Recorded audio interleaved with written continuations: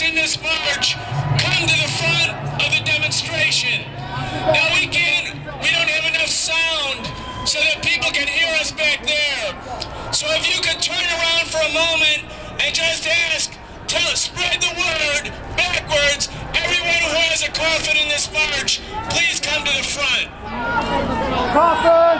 Coffins, come to the front. We need the coffins to come to the front. All the coffins to come to the front and be right behind the veterans contingent, right here. We're going to deliver these coffins back at the White House. Don't come, we just hold right there. Okay, we're going to pull up, brothers and sisters. We're going to hear the veterans. I invite some of the Veterans for Peace and IVAW to come forward if you would. Okay. I'm Ellen Barfield with Veterans for Peace, a former board member of National Veterans for Peace and the co-founder of the Baltimore Phil Berrigan Memorial Chapter.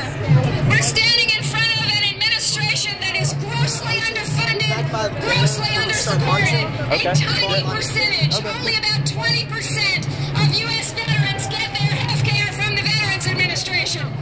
If you can't afford to take care of the vets after they've done their service for you, then stop making more of them. Stop making more wars that injure veterans, and you can't afford to take care of them. Seems like a simple answer to me. Veterans for Peace speaks out for all veterans of all wars. We still have, I think, a few vets who were in the Spanish Civil War back in the 30s, World War II, Korea, Vietnam, on and on. Stop it if you can't afford it. That's all I've got to say. Thank you.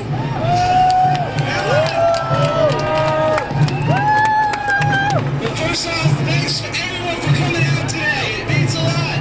Let that man in that house over there hear what you have to say. There's nothing ended, nothing stopped when he got in office. It's all the same. My name is Floyd Holt, and I'm a member of the Iraq Veterans Against the War. Been a member for 4 years. Served on tour in Iraq. We stand in front of the Veterans Administration right now, and there's just too many. There's too many veterans that aren't getting the health care or any health care that they deserve. Personally, my story in a nutshell, I was discharged from active duty, medically discharged 2 years ago. Part of my discharge was for PTSD, among other things. Once I got to the Veterans Administration, they told me